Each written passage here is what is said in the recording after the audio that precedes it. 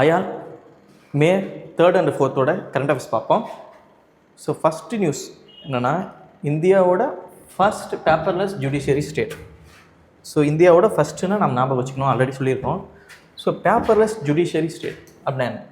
இப்போ வந்து பார்த்தோம்னா சிக்கிம் வந்து பார்த்தோம்னா டிக்ளேர் பண்ணியிருக்காங்க இந்தியாவோட பேப்பர்லெஸ் ஜுடிஷியரி. எந்த ஒரு ஜுடிஷியல் ப்ராசஸில் பேப்பர்லாம் யூஸ் பண்ணலாமல் எல்லாமே வந்து பார்த்தோம்னா ஆன்லைன்லேயே வந்து பார்த்தோம்னா பயன்படுத்த போகிறாங்க. ஸோ அதனால் வந்து பார்த்தோம்னா சிக்கிம் தான் இந்தியாவோட ஃபஸ்ட் பேப்பர்லெஸ் ஜுடிஷியரி சிஸ்டம். இது யார் அறிவிச்சாங்கன்னா, அங்கே இருக்கக்கூடிய chief justice of India Suryakant அவர் வந்து அறிவிச்சிருக்காரு. சிக்கிம் வந்து பார்த்தோம்னா இந்த மாதிரி பேப்பரே பயன்படுத்த போகிறதில்ல, எல்லாமே வந்து பார்த்தா கோர்ட் ஜுடிஷியரி எல்லாமே வந்து பார்த்தா ஆன்லைனாக வந்து மாறிட்டாங்க. ஸோ இதுதான் நியூஸு. ஸோ இந்த பிக்சரில் நம்ம பார்ப்போம். ஸோ இதில் வந்து பார்த்தோம்னா paperless judicial system Sikkim. So already பார்த்தோம்னா இந்தியாவோட முதல் ஆர்கானிக் ஸ்டேட்டும் சிக்கிம் தான், உலகத்தோட ஃபஸ்ட்டு ஆர்கானிக் ஸ்டேட்டும் சிக்கிம் தான். ஸோ இப்போ வந்து பார்த்தோம்னா பேப்பரே இல்லாமல் பயன்படுத்த போகிறாங்க ஜுடிஷியல் சிஸ்டம் முழுசாக வந்து பார்த்தோம்னா அவங்க தான் 1ஆம் தேதியிலேருந்து இதை அறிவிச்சிருக்காங்க. ஓகேவா? So high court of Sikkim. So இந்த பிக்சரை ஞாபகம் பார்க்கும்போது உங்களுக்கு ஞாபகம் வரணும், அதை தான் அந்த பிக்சர்ஸ்லாம் வச்சு நம்ம கொடுக்குறோம். ஓகேவா? ஸோ அடுத்த நியூஸ் பார்ப்போம். ஸோ அடுத்த நியூஸ் வந்து பார்த்தா ஒரு முக்கியமான ஒரு நியூஸு. ஸோ ஒரு முக்கியமான ஒரு மைல்கல். ஓகேங்களா? மிஷன் திஷ்டி. ஓகே, அப்படின்னா என்ன அப்படின்றது கிளியராக நம்ம பார்ப்போம். So mission திஷ்டி. ஸோ இந்தியாவில் ஒரு ப்ரைவேட் ஸ்பேஸ் ஏஜென்சி, ஓகேங்க, பெங்களூரை சார்ந்த ஒரு ப்ரைவேட் ஸ்பேஸ் ஏஜென்சி இருக்குது. அதோட பேர் என்னென்னா கேலக்ஸி ஐ. ஸோ அவங்க என்ன பண்ணுறாங்கன்னா, ஒரு சேட்டலைட்டை வந்து உருவாக்குறாங்க. ஓகேவா? அந்த சேட்டலைட்டில் வந்து பார்த்தோம்னா 2 விதமான ஒரு ஃபங்க்ஷனை மோல்ட் பண்ணுறாங்க. ஸோ அதை தான் என்ன சொல்கிறாங்கன்னா ஆப்டோசார். ஸோ உலகத்தோட ஃபஸ்ட் ஆப்டோசார் சேட்டலைட்னு சொல்கிறாங்க. ஃபஸ்ட்டு ஆப்டோசார்னால் என்னன்றது கிளியராக புரிஞ்சுக்கும். ஃபஸ்ட்டு நமக்கு என்ன தெரியும், ஒரு சேட்டலைட் இருக்குன்னா அந்த சேட்டலைட் என்ன பண்ணுன்னா படம் பிடிச்சி அனுப்போம். ஓகேங்களா? கீழே இருக்கக்கூடிய இமேஜஸ்லாம் படம் பிடிச்சி அனுப்போம். இதுதான் ஒரு சேட்டலைட்டோட வேலை. சரி, சப்போஸ் மழை பெய்யுது, ஓகேங்களா, மழை பெய்யுது, மேகம் மூடிடுது நைட்டில், இந்த மாதிரி டைமில் வந்து பார்த்தோம்னா இதனால் வந்து படம் வந்து பிடிக்க முடியாது. சேட்டலைட்டால் ஒரு கிளியரான இமேஜை வந்து கொடுக்க முடியாது. ஓகேங்களா? ஸோ அந்த டைமில் என்ன பண்ணுவோம்னா வேறு ஒரு விதமான சேட்டலைட் வந்து பயன்படுத்துவாங்க. ஓகேங்களா? ரேடாரை பயன்படுத்தி இருக்கக்கூடிய சேட்டலைட் வந்து யூஸ் பண்ணுவாங்க. ஓகேங்களா? ரேடார் அந்த மாதிரி இருக்கக்கூடிய சேட்டலைட் அனுப்புவாங்க. ஆனால் இமேஜஸ் வந்து கிளியராக வரலனாலும் நமக்கு ஓரளவுக்கு இமேஜஸ் கிடைக்கும். ஸோ இந்த மாதிரி நைட்டில் இல்லை மேகமூட்டமாக இருக்கும்போது, மழை பெய்யும் போது, அந்த டைமில் வந்து பார்த்தோம்னா ரேடார் பேஸ்டு சேட்டலைட், ஓகேங்களா, அதை வந்து பயன்படுத்துவாங்க. சிந்தட்டிக் அப்பர்ச்சர் ரேடார், ஓகே, சார்னு சொல்லுவாங்க. அதை மையப்படுத்தின சேட்டலைட்டை பயன்படுத்துவாங்க. இதுக்காக 2 விதமான சேட்டலைட், ஓகேங்க, இதுக்கு ஒரு சேட்டலைட், அதுக்கு ஒரு சேட்டலைட் எல்லா நாடுகளும் அவங்க வச்சுருந்தாங்க. இவங்க என்ன பண்ணியிருக்காங்க, 2த்தையும் மோல்ட் பண்ணிட்டாங்க.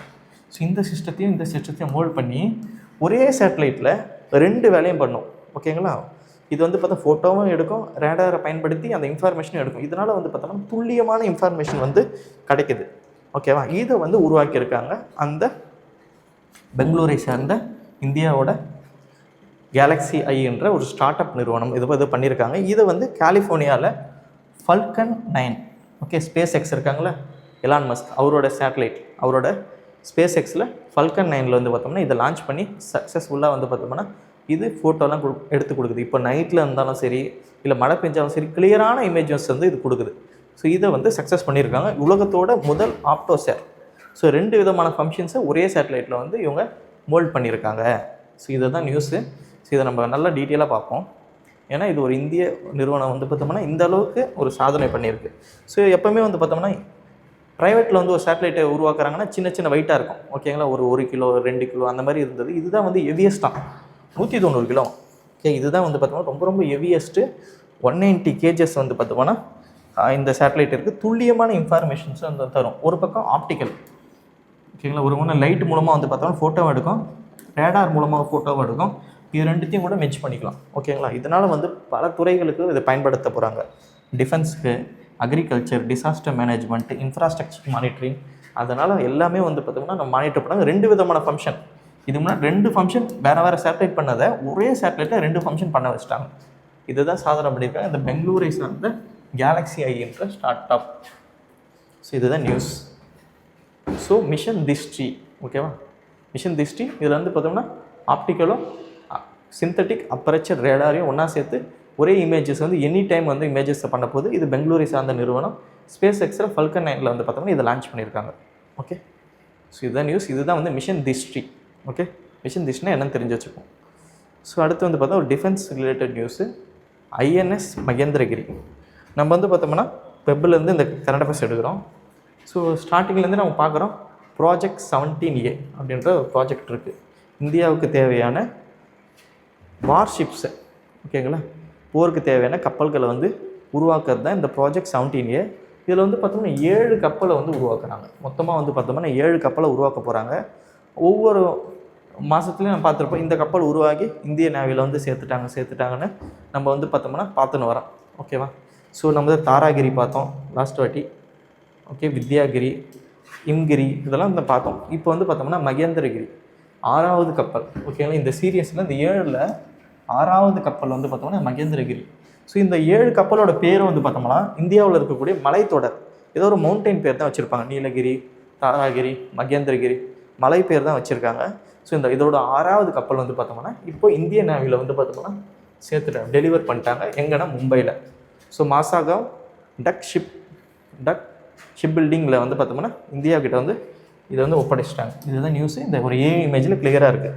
ஸோ மகேந்திரகிரி 6வது ஷிப்பு, இதை வந்து பார்த்தோம்னா 4 ஷிப்பு, இதை வந்து இந்திய நேவிக்கிட்ட கொடுத்துட்டாங்க. ஸோ நமக்கு என்ன தெரிஞ்சுக்கணும், ப்ராஜெக்ட் 17A என்னன்னு தெரிஞ்சு வச்சுக்கணும். மொத்தம் 7 போர் கப்பலை உருவாக்கி கொடுக்கறது தான் இந்த ப்ராஜெக்ட் 17A. ஓகே, 6வது கப்பல் டெலிவரி ஆயிடுச்சு. ஸோ அடுத்து நம்ம பார்க்கும்போது ஒரு military exercise related. So military எக்ஸசைஸை பொறுத்த வரைக்கும் நம்ம என்ன தெரிஞ்சுக்கணும், ஓகேங்களா. ஒரு எக்ஸசைஸ் பேர் பார்த்திங்கன்னா அது எந்த நாடு, எந்த 2 நாட்டுக்குள்ளே நடக்குது, அது இது எத்தனாவது எடிஷன், 6வதா 5வதா 4வதா நடக்குது, எந்த ஊரில் நடக்குது, இது 3 விஷயத்தை நீங்கள் தெரிஞ்சு வச்சுக்கணும். இது 3த்தையும் ட்விஸ்ட் பண்ணி கொஷின் கேட்கலாம். ஸோ இப்போ என்ன மிலிட்ரி எக்ஸசைஸ் பார்க்க போகிறோம்னா எக்ஸசைஸ் சிம்பாக்ஸ் 2026. ஸோ இது எந்த நாடு, ஃபஸ்ட்டு கொஷினுக்கு ஆன்சர் பார்த்துருமா. ஃபஸ்ட்டு கொஷின் சிம்பாக்ஸ்னால் இந்தியா. எப்போவுமே நான் படிக்க போனால் இந்தியா ஒரு பக்கம் இருக்க போது, இன்னொரு பக்கம் வந்து பார்த்தா கம்போடியா. ஸோ இந்தியாவும் கம்போடியாவும் இணைஞ்சு பண்ணக்கூடிய மிலிட்ரி எக்ஸசைஸ் தான் இந்த சிம்பெக்ஸ் 2026. ஸோ ரெண்டு தான், இதுதான் 2வது எடிஷன். ஓகேங்களா, இதுதான் 2nd எடிஷன். ஸோ இது எங்கே நடக்க போகுதுன்னா கம்போடியாவில் நடக்க போகுது. ஸோ இது வந்து பார்த்தோம்னா கம்போடியாவில் நடக்க போகுது 2வது எக்ஸசைஸ். இது வந்து மிலிட்ரி எக்ஸசைஸ். இன்னொன்று என்ன தெரிஞ்சுங்கன்னா இது நேவியா மிலிட்ரியா, ஓகேங்களா, அந்த மாதிரி ஏர் எக்ஸசைஸா, இது 3த்தில் என்ன எக்ஸசைஸ்ன்றது தெரிஞ்சு வச்சுங்க. இதே மாதிரி விம்பெக்ஸ்னு ஒன்று இருக்கும், பியில் ஒன்று இருக்கும். ஸோ இந்த மாதிரி டிஃப்ரென்ஸ் வரும்போது ஞாபகம் வச்சுங்க. ஓகேங்களா, அது வியட்நாமா கூட நடக்கும் விம்பெக்ஸு, சிம்பெக்ஸ் வந்து பார்த்தா கம்போடியா கூட நடக்குது. ஸோ இந்த இமேஜஸ்லேயே கிளியராக இருக்குது. ஸோ இந்தியா ஃப்ளாகு, அங்கே வந்து பார்த்தோம்னா கம்போடியா ஃப்ளாகு. ஸோ வந்து பார்த்தோம்னா ஒரு எக்ஸசைஸ் நடக்குது. ஸோ ஆர்மி மேன்ஸ் இப்படி பார்க்கும்போது நம்மளால் ஈஸியாக ஞாபகம் வச்சுக்க முடியும். ஸோ அதுதான் இதில் கொடுத்துருக்கோம். ஓகேவா. ஸோ சிம்பெக்ஸ் 2026 இந்தியா கம்போடியா 2வது எக்ஸசைஸ் கம்போடியாவில் நடக்குது.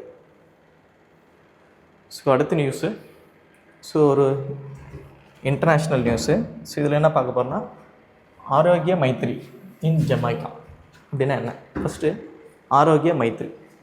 ஸோ இந்த ஆரோக்கிய மைத்ரின்றது என்னென்னா இந்தியாவிலே உருவாக்கப்பட்ட ஒரு ஹெல்த் க்யூப்னு சொல்லுவாங்க. ஓகேங்களா, இந்த மாதிரி க்யூபாக இருக்கும்.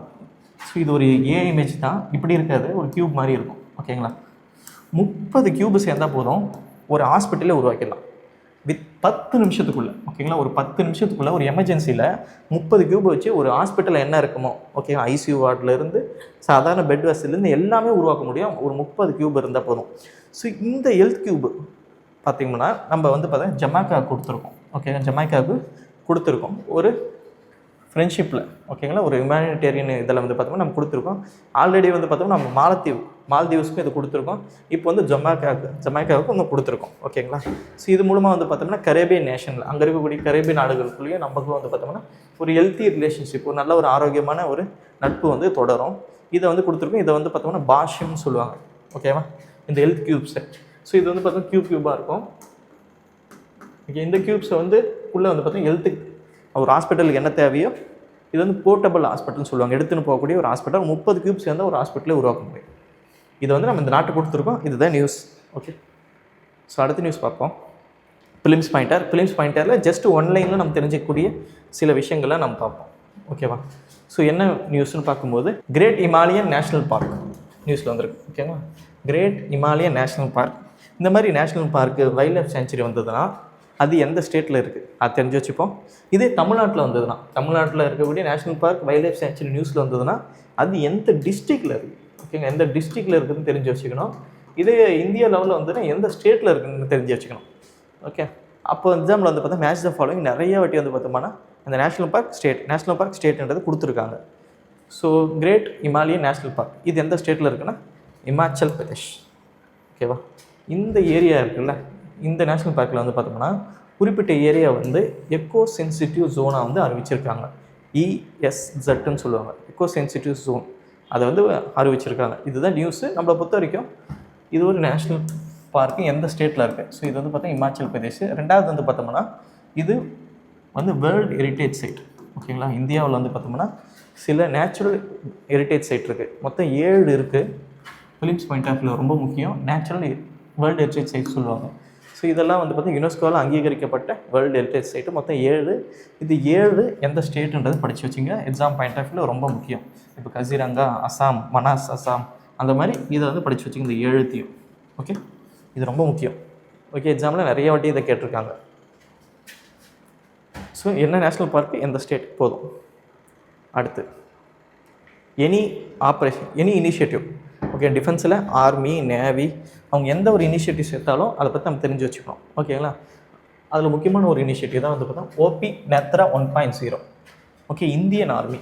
ஸோ இந்தியன் ஆர்மி இருக்காங்களா, அவங்க என்ன பண்ணியிருக்காங்கன்னா லே, ஓகேங்களா, ஸோ ஜம்மு அண்ட் காஷ்மீரில் இருக்கிற லேன்ற மாவட்டத்தில் ஐ கேம்ப், ஓகே, அட்வான்ஸ் ஐ கேம்ப் வந்து நடத்தியிருக்காங்க. ஓகேங்களா, இங்கே வந்து பார்த்தோம்னா ஐ கேம்ப் நடத்தி ஒரு 950 பேஷண்ட்டுக்கு வந்து பார்த்தோம்னா சர்ஜரி பண்ணியிருக்காங்க. ஓகே, இந்தியன் ஆர்மியோட ஒரு சேவை மக்களுக்கு. ஓகேங்களா, அங்கே இருக்கிற டாக்டர்ஸ்லாம் வந்து இது பண்ணியிருக்காங்க. ஸோ அதை தான் வந்து பார்த்தோம்னா ஓபி நேத்ரா 1.0. ஜஸ்ட்டு இந்த வார்த்தை கொடுத்துட்டு இது என்னென்னு கேட்டாங்கன்னா தெரிஞ்சு வச்சுக்கிறதுக்கு தான். ஓகேவா, இது என்ன புதுசாக இருக்குன்னு நம்ம ஞாபகம் வச்சுக்கணும், யோசிக்கக்கூடாது பின்னாடி. ஸோ அதனால் ஓபி நேத்ரா ஐக்கான ஒரு இது. ஓகே, இந்தியன் ஆர்மி வந்து பார்த்தோன்னா ஐக்காக உருவாக்கியிருக்காங்க ஒரு கேம்ப், ஹெல்த் கேம்ப். ஸோ அடுத்து நம்ம பார்க்கும்போது மெயின்ஸ் பாயிண்டரில் இன்றைக்கி என்ன பார்க்க போகிறோம்னா ESZ, எக்கோ சென்சிட்டிவ் ஜோன் அப்படின்னா என்ன. ஓகேங்களா, அதை பற்றி டீட்டெயிலாக நம்ம பார்க்கலாம். ஓகேவா, இப்போ அப்படின்னா என்னன்றதை நம்ம ஒரு பிக்சராக பார்த்துருவோம், அப்புறமா நம்ம டீட்டெயிலாக வருவோம். இப்போ வந்து பார்த்தோம்னா ஒரு ப்ரொடெக்டட் ஏரியா இருக்குது, ஒரு பாதுகாக்கப்பட்ட ஒரு இடம் இருக்குது. ஓகேங்களா, அது வந்து நேஷ்னல் பார்க்காக இருக்கலாம், வைல்ட் லைஃப் சேஞ்சுரியாக இருக்கலாம். ஸோ ஒரு ப்ரொடெக்டட் ஏரியா இருக்குது. ஸோ இதுதான் ப்ரொடெக்டட் ஏரியா. ஸோ இது ப்ரொடெக்டட் ஏரியா. ஸோ அங்கே வந்து பார்த்தா EEZ எக்கோ சென்சிட்டிவ் ஜோனை வந்து அறிவிக்கிறாங்கன்னா இந்த ப்ரொடெக்டட் ஏரியா இதுதான்னா இதை சுற்றி குறிப்பிட்ட கிலோமீட்டர்ஸ் வந்து பார்த்தோம்னா EEZ ஜோனை அனௌன்ஸ் பண்ணுவாங்க.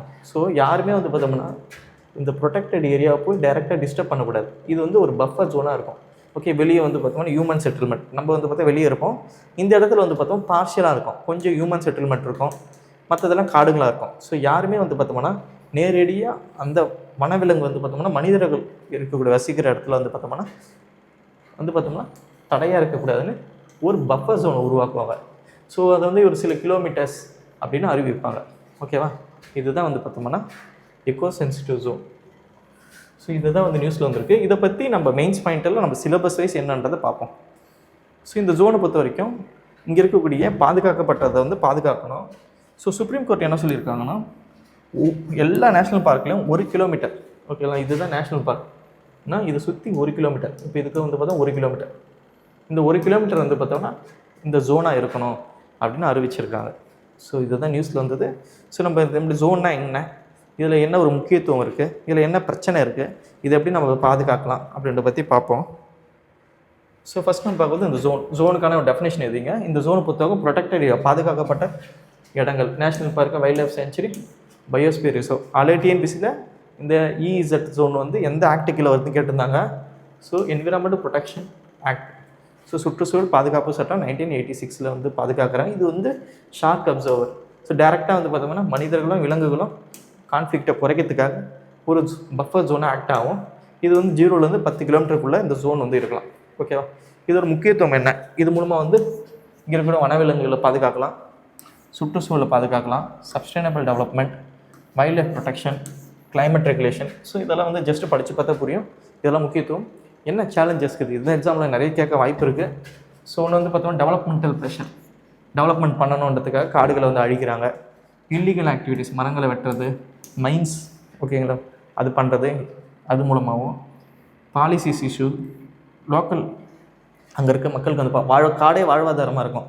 இந்த மாதிரி ஜோன்ஸ் வந்து இருக்கிறதுனால பார்த்தோம்னா காட்டுக்குள்ளே போக முடியாது, கிளைமேட் சேஞ்சு, அதுக்கு ஹியூமன் வைல்ட் லைஃப் கான்ஃப்ளிக்ட், இதெல்லாம் சேலஞ்சஸாக இருக்கும். ஸோ என்ன வே ஃபார்வர்டு கொடுத்துருக்கோம். அதுக்கு ரீசெண்டாக வந்து பார்த்தோம்னா சுப்ரீம் கோர்ட் வந்து பார்த்தோம்னா 1 கிலோமீட்டர் வந்து கம்பல்சரியாக இருக்குன்னு சொல்லியிருக்காங்க.